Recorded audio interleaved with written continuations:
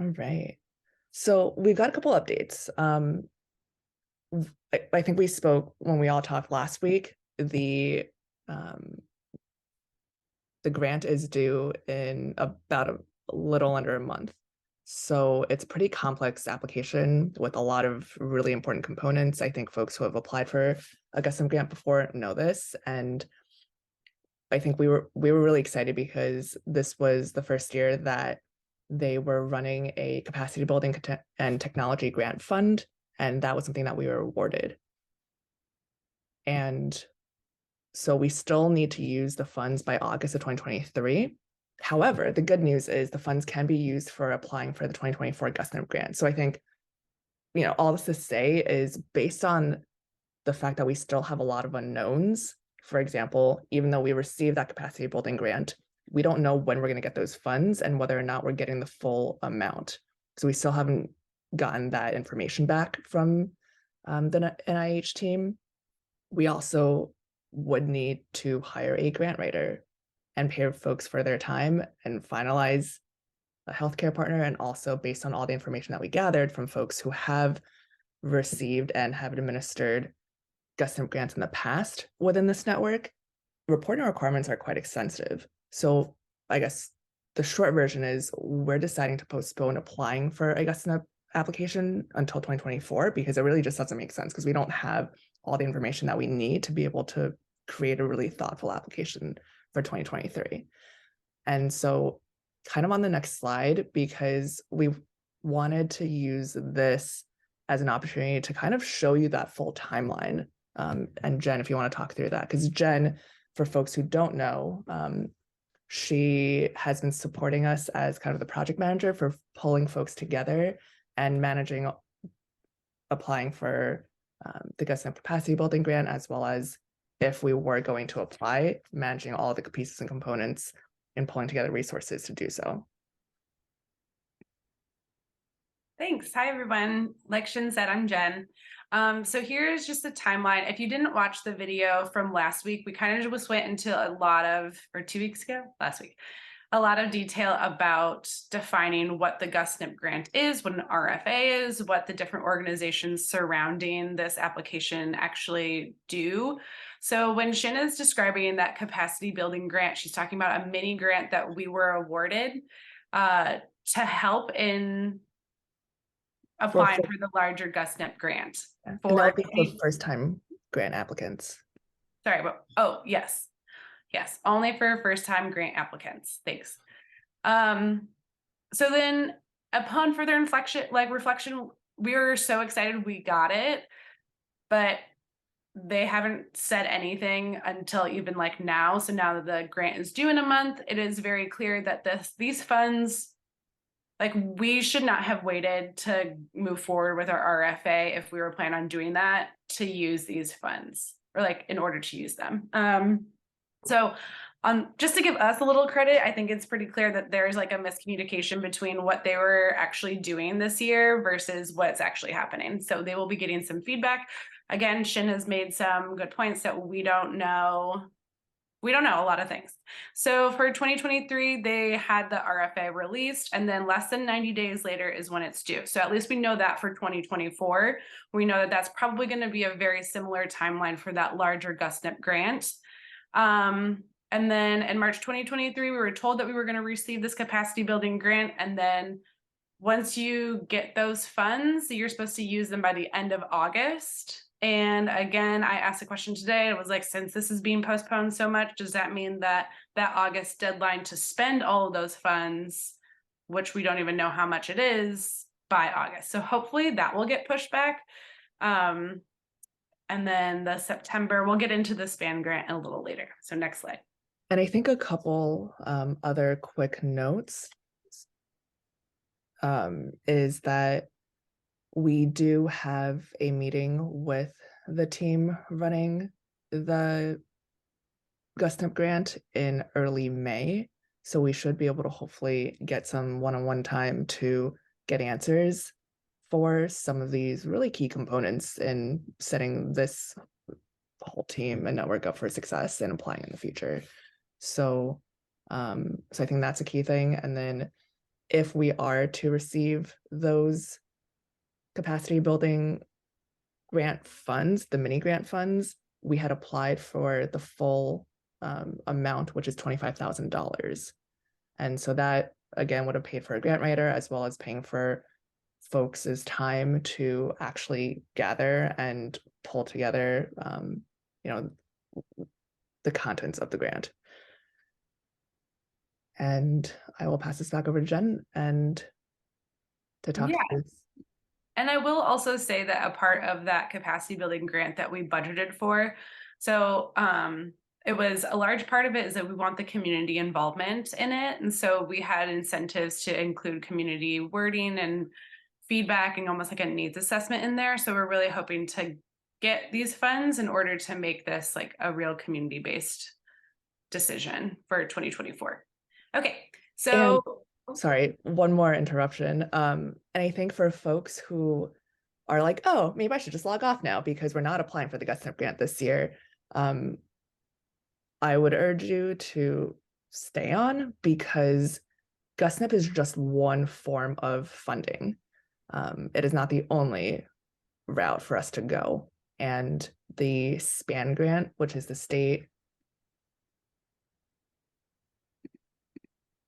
physical activity and nutrition program work plan, that is something that I'll get into after Jen goes through some of the feedback that we've received from folks who were able to fill out the survey that we had sent out over the last couple of weeks. yeah, thanks. So thanks, Emily, for creating this survey that we sent out, and thanks for everybody that filled it out. So this is just kind of some feedback that we received.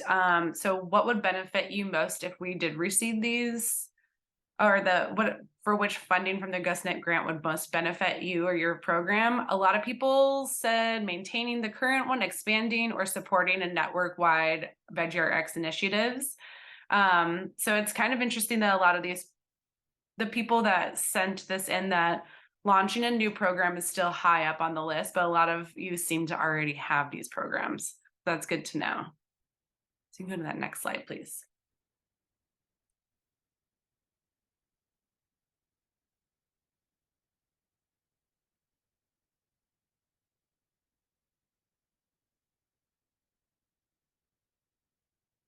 All right.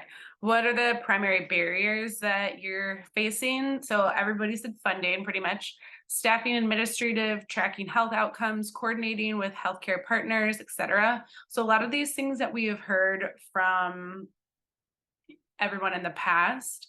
So we know that funding is like a huge issue, but it's also now kind of understanding like what these funds would specifically do in order to push you to that next level. So that's kind of where we're going right now. Next slide, please. If you currently run a program, what program do you require the most additional funding? And it's the fruits and vegetable purchasing. It was the number one answer. So what I have found out is that a lot of the people who are going for the GusNIP produce prescription grant for 2023, they do utilize this GusNIP grant for exactly this reason. So while we're trying to think about what direction and ways that we want to move forward in either 2024, if that's what we want to do, or just kind of coming together as a working group, I think that there are funds out there for grants for exactly this. So that's really good to know that that's the need and that there's are things out there because we're not alone. But also funding for transportation and printing costs and all of these administrative issues and staffing are a large part of it also.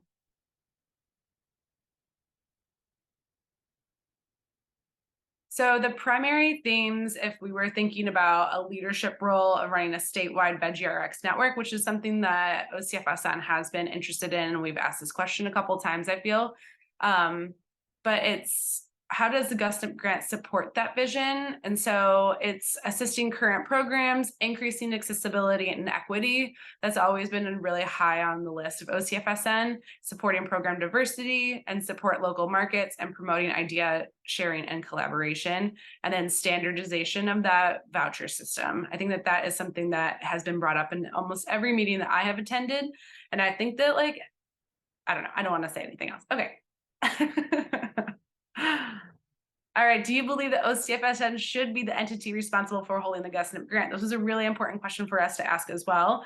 And lots of people said maybe, but the good news is that no one said no. So as a new 501c3, I think that that's kind of a good thing to see, and that it's, I think it gives us more information. exactly. We're If just, we're in the maybe and the I don't know, it's what are the questions that we should be asking or need to ask? And that's probably the first step of figuring that out too. thanks. Yep. All right, next question. Next slide, please. Okay, so this is a review from last session. So this is the capacity building technology grant. This just goes into a little bit more detail about what it is that we asked for in our grant that we are getting. So a large part of it was the grant writing support. Again, we are looking for a grant writer. I think that like over 20% of the grant, the funding that we asked for was for this amount, was for grant writing support. And then coalition building, that was the largest piece that we budgeted for. So these will be used for facilitating a meeting or meetings, whether it be in person. We're hoping for it to be in person, to develop the nutrition incentive or produce prescription project and proposal. Next component was the strategic planning. So I think that I mentioned before that our last strategic plan was for like 2020 to 2025. And just because of that involved COVID, a lot of the things in that plan have pivoted. It doesn't mean that we are off track by any means. It only means that we're growing. So, and then the other part was like other, having significant needs to assist you and be able to be successful. I believe that we included a transportation stipend as well as like food or like event rental if possible. But again, it is a budget and the USDA does at least agree that things happen with budgets. So if we need to allocate different funds to different places, I believe that that's okay. At least that's what they said in a webinar I watched yesterday for the larger grant. So I don't know why it would be different for the smaller grant.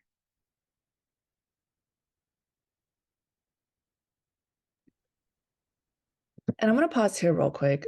Do folks have any questions or thoughts that they want to share regarding the GusNIP grant and what we shared on the first slide? And for any folks who might have hopped on late, on the first slide, we essentially said, based off of all the information that we still do not have, a lot of it really pending on the team that runs the GusNIP grant, we are not comfortable applying for this year. However, we did learn a lot of important points on timing for us to be able to be successful in applying in 2024. So I'm just going to pause here and feel free to just unmute yourself if you have any thoughts or questions to share.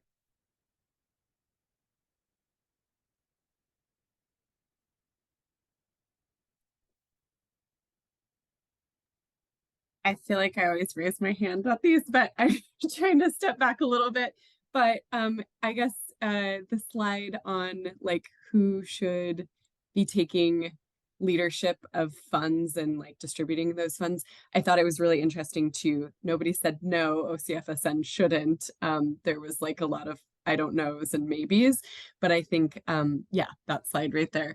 In some ways, that's a good sign, I guess, that there is that folks are at least okay with us convening these conversations and getting things off the ground in that way. And if in the future it looks like through these conversations there is another leader or entity that makes more sense to hold this, I think that we're all open to those possibilities. And maybe the chunk of I don't know, because we don't know who else is kind of playing in this field of work, that might make more sense. But I think we're open to whatever is best for this network of VeggieRx programs. And the other thought that I just had too was looking at the slide about funding and how that has been a common theme for years and years and years, and will probably continue to be a common theme. Looking at how to leverage this as a network to say, um, funding will always be an issue for every program, not just VeggieRx, but advocating for those things. But if these funds can be used to build greater capacity to identify a variety and diversity of funding streams, including how to standardize these kind of programs and be recognized as uh, a payable service through healthcare. I think maybe I keep pushing this, but I think that there might be some real value in coming together as a network to identify and encourage CCOs and healthcare and health insurance providers to really recognize this as a type of intervention for food security and for other diet-related or chronic disease things. So those were 2 points. I'll stop there. Thanks, Kaylee. I think we can maybe address a little bit of that with the SPAN grant. And so when I said earlier, don't hop off because, GusNIP is only one potential source of funding, and the Oregon SPAN grant. So the SPAN stands for the State Physical Activity and Nutrition Program, and it is a CDC funding opportunity. And so Oregon Health Authority, OHA, applied in March and named OCFSN as a partner for Strategy 1B, which is their vegetable voucher and produce prescription programs. So you'll see the acronym FEV/PPP. And this is one of 5 key outcomes that are named in this full application. And if you go to the next slide. So what this grant is, we don't know yet whether or not if they've received the funds. The project period is projected to begin in September of 2023. So we should hopefully find out by late summer, early fall. I'll definitely keep this group apprised. But essentially it's a 5-year grant, and year 1 is going to be focused on continuing to maintain the collaboration that this group has and to support this working group in collaborating with Oregon Health Authority Health Systems Division Transformation Center to support CCOs in developing produce prescription programs that align with health-related social need reimbursement standards, which would address the trying to support program sustainability. And then the other piece too is we would like to initiate a small grant program. So there's kind of 2 buckets of funding that I do not know, unfortunately, the exact dollar amount behind, but one of it is will come straight to CFSN, so that will help us manage and convene this working group and pay people for their time, as well as there's going to be another bucket that will be able to be used for a small grant program for pass-through funds. And so that the details and the way that particular small grant program will be administered, those are all still kind of up in the air. So I think we have an opportunity to also come together and decide what should that look like and what should the parameters be around that, and how do we make it accessible for organizations? Because I think at a minimum, I would personally really love to see it be managed in a way that was similar to the disaster relief grant, which was based off of a lot of feedback from folks who applied. It was very accessible and people got money pretty quickly. And we also, I think there were a lot of lessons learned there that we can apply for this as well. And then in years 2 to 5, it'll be, we'll continue developing and providing training based off of this toolkit that we built together, and to essentially continue to support expansion of these programs and seek additional opportunities to connect and convene nutrition security partners. Because I think the big piece of it too is in supporting increasing access to Oregon grown, affordable, culturally relevant, and healthful foods. And some of this language is just CDC grant language. But essentially this will support us doing a lot of the things that we've been talking about and have started and maybe haven't had the financial support secured in doing yet. So I'll pause there real quick. Do folks have anything they'd like to share or talk through? I have a question, Shen. On the year one, the small grant you were talking about, I was confused. Is that OHA is going to be holding those funds, and then program managers or existing prescription produce programs could apply to get those small funds, or is that not determined yet? It's not determined yet. Okay, but it's not money that OCFSN will hold. It's money that OHA will hold. I have to double check. I'm not 100% sure because it might be that bucket might come to us, but the requirement is that that becomes pass-through funds because that was how the disaster relief grant, like the $1.5 million that we received from the state last year, that was how that ran. Because that would be, I believe the intent, and I will finalize this once I have more information, but my understanding was the intent was for pass-through funds to sit with OCFSN because we move money a lot faster than something as large as an OHA. That's very cool. Yeah, because that'll get money out much quicker. I like that way of doing it. Yeah. Good question. Anyone else? And I will try my best to answer, or at least we'll capture these so we can keep chipping away. And just to kind of piggyback on what Jared's question was with OHA too, I feel like they've been very communicative and collaborative with us in that process of applying for the SPAN grant. So I think that if they come back to us and say, well, we want to do it this way, we may have some leverage to say, well, funds will move faster if they go through us. So I feel like they're open and receptive to that too. Yeah, definitely. And I think there was a lot of trust that was built up through the pandemic and the couple years into the pandemic with folks. Well, with Meredith being very engaged with both the policy group as well as this group. And I think that really created a lot of trust in the network.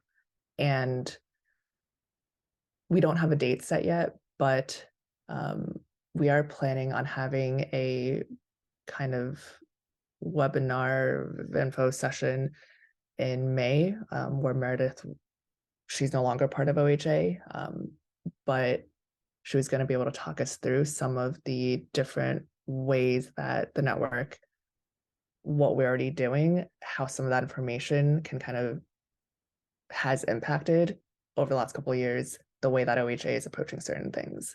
And so I think that's really exciting. And I think that'll kind of help us understand some leverage points and also some opportunities for additional collaboration, which I think will be really, really important. And I saw Claire, it looked like you had a question or a thought.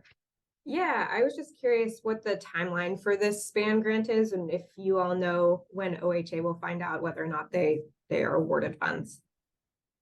So it just got submitted last month, and supposedly the project period is supposed to begin at the end of September of this year. So I would hope, we don't have a clear answer because it's the CDC, and I didn't see anything specifically listed on the website either, but hopefully by like late summer, we'll know. Okay, great, thanks. Yeah, and it's a 5-year grant. Does anyone else have any questions? If not, then I think we have one more slide. All right, so I think some of the next steps, which really are not, in my mind, tied directly to the GusNIP grant, is I think it's time for us to gather. We've hosted, last week, we hosted the first regional convening of the year in the North Coast, and that was kind of focused around the Food Hub Working Group. We've kind of oftentimes done like a blend of picking a region and then also tying that with a specific working group.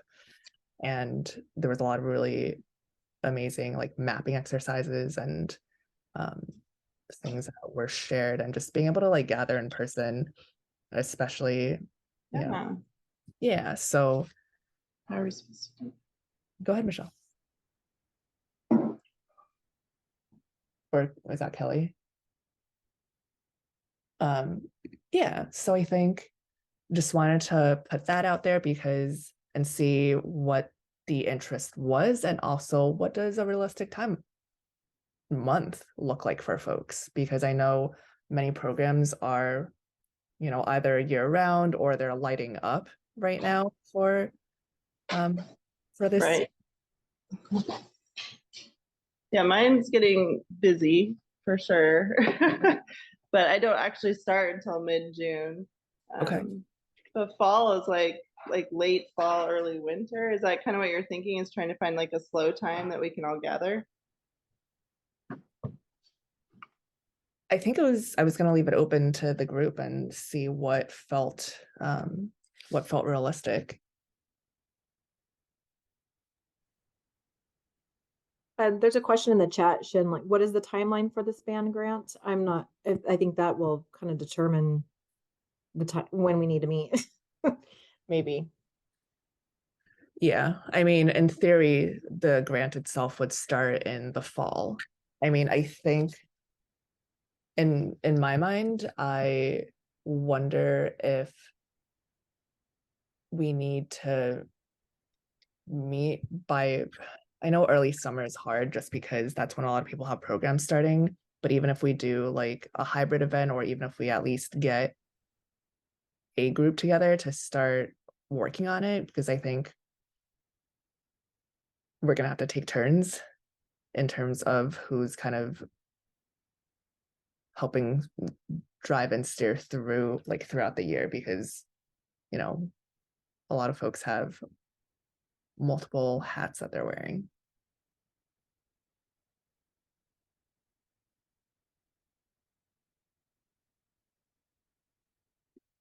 And also I think by early May, so by that May 4th date, when we have the meeting with the GusNIP folks, we'll find, hopefully we will find out at that point whether or not we have more time to use up the potential $25,000 that we received from them for the capacity building grant, because those are dollars that we can use for funding this convening.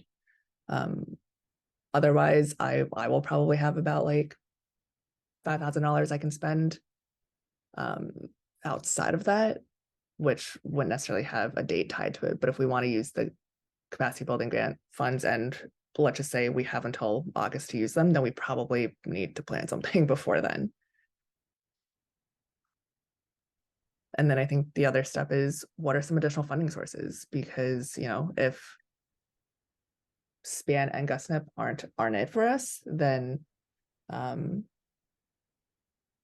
that's okay, because I think the work doesn't stop. I think part of some of these answers is maybe what we need is to come back together as a group and do a few like focused sessions where we get to talk through, what does veggie RX or produce prescription, what do we want that to look like? Like what is that future state that would be ideal, and kind of be able to talk about both the realities, but also like dream a little bit and like imagine what should it look like, or what could it look like? Because I think that's an important thing that sometimes we don't do, and sometimes that makes us feel a little bit more stuck than maybe we need to. I like that idea. And just one thing that I've been thinking about, and this is probably for me personally because I'm passionate about it, is when we're applying for funds, especially from government entities like OHA and CDC, is oftentimes, I guess, just keeping equity in our focus, and about inclusive language around, this, buzzword of healthy foods, and trying to avoid this weight centric focus. I guess I want to be mindful of that and just careful of that as we plan our vision for what what OCFSN wants to be involved with us as organizations implementing VeggieRx wants to, because oftentimes it's tied to the quote unquote obesity word. And when that in itself is shameful. And I worry about us chasing funds just to get dollars. And I think, yeah, we want to implement it in a way that feels welcoming and inclusive for everyone. So just putting that out there. Thanks, Lindsley. I completely agree with that.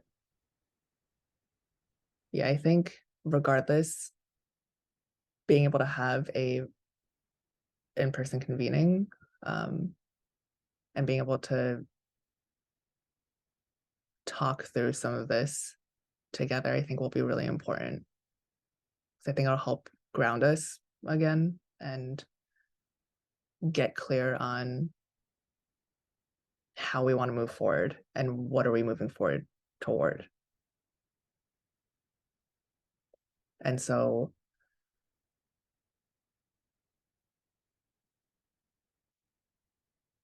yeah, I'm wondering, I think one of the next steps will probably be for us to at least call another full working group meeting and talk, and then we'll kind of prep on our end to be able to talk through a convening, what are some of the key things that we want to talk through, and then maybe timing, and then start to get block time off on people's calendars. Because I think a lot of this work, we know we're going to be doing. So let's just keep going. It sounds like Kelly, and I wonder if this is similar for a lot of programs, but you were saying like late fall, early winter might be a good like slower time for folks running programs to convene, and hopefully like the SPAN grant funds and this mini grant funds, like we could rally around that timeline, but in the meantime meeting virtually. And if that timeline for spending funds and getting together in person needs to happen in the middle of summer, then I'm wondering, like, folks on this call, if you have ideas of like, should we meet in Eugene? Or, of course, everybody wants to meet right down the street from themselves, but we do have a statewide network. So is there a more central location that would make it more convenient and possible to come in person? What's the farthest east? Like, what is the farthest locations that people are in? Almost Ontario. Idaho, right? Yeah, it's faster for you to fly to Boise, actually, and then it's only an hour drive from there. It's similar to me driving to Portland or flying to Portland and driving to wherever on that side. Yeah. It looks like a couple people said Eugene would be great. Okay.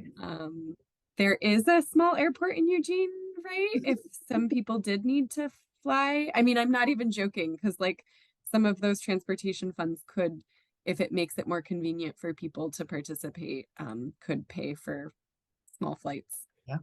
Right. Eugene Airport is really chill. Awesome.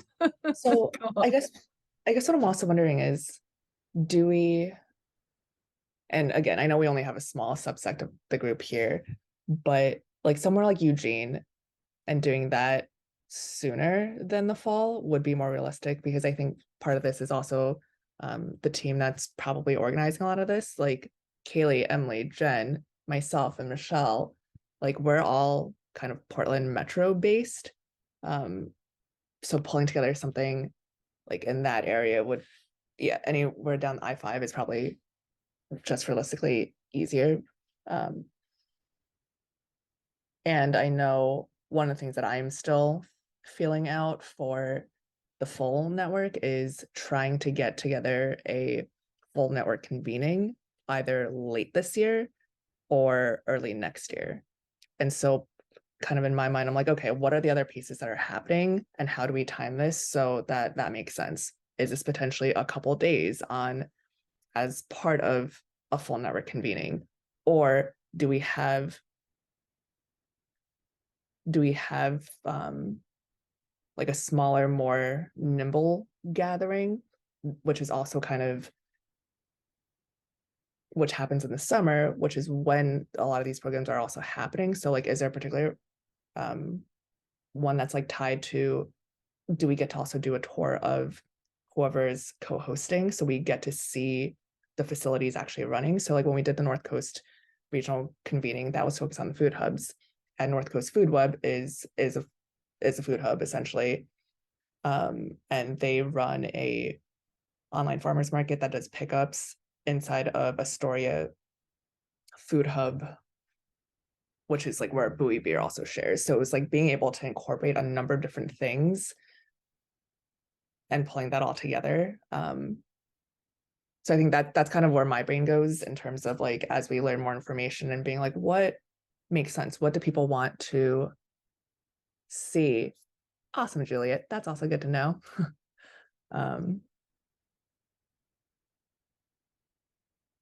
Yeah.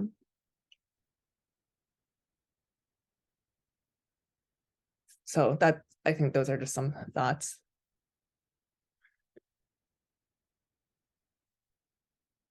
Does anyone else have any thoughts to share? I'll just say, as someone who had like, that sounds so valuable to me, just as someone who's been kind of like in it, but kind of on the outside. I think that seeing how it all works by having someone kind of co-facilitate this, doing it in person, and then sharing knowledge at the local level, having other people kind of see how one program may work, and then expand it to see how we as a whole collective network can make real higher systemic change. So I'm excited to travel for this.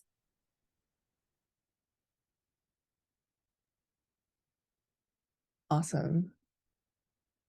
Thank you all for sharing.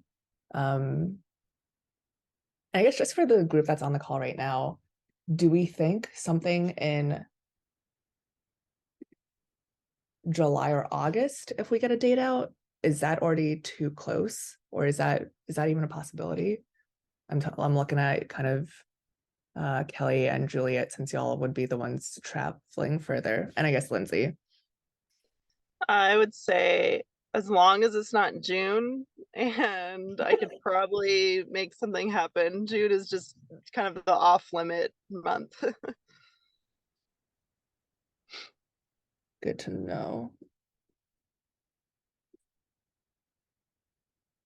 Awesome. So I think maybe what I'll do is look at some dates in July and August and post that to the full group and see what that looks like for folks. Yeah, because, and a lot of it too is like, whatever we end up doing in person, all of that information will still get collated and shared back out with folks who aren't able to join live, and also the full network, because I think the more that we can kind of cross-pollinate and share information across the different working groups as well, the more that we're kind of able to think holistically about all the things that we're trying to tackle. Because I think with produce, with Veggie RX, it's how do we also, again, there's like always the melding of Oregon grown and also accessibility depending on where you are, and is that even an op, and are some of those things options, or do you just have one tiny little market somewhere? So awesome. If no one has any more questions, we'll give everyone back some time, and I think we'll plan a VegRx working group meeting for May, maybe to talk through some of these things. Cool. Thanks everyone.